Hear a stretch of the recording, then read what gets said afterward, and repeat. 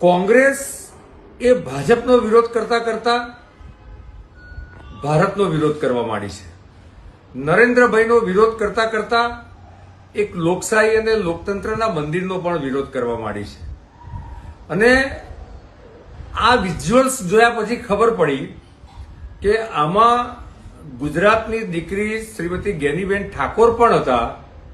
મને જાણીને આમાં આશ્ચર્યની સાથે સાથે દુઃખ પણ થયું છે કે આવી શરમજનક ઘટના અને રાહુલજીના નેતૃત્વમાં રચાયેલા ષડયંત્રમાં ગુજરાતની એક દીકરી જો આમાં ઇન્વોલ્વ થાય તો નહીં ફક્ત કોંગ્રેસ માટે શરમજનક છે, પણ ગુજરાતની દીકરીઓ, મહિલાઓ અને સમગ્ર ગુજરાતીઓ માટે પણ આ શરમજનક છે.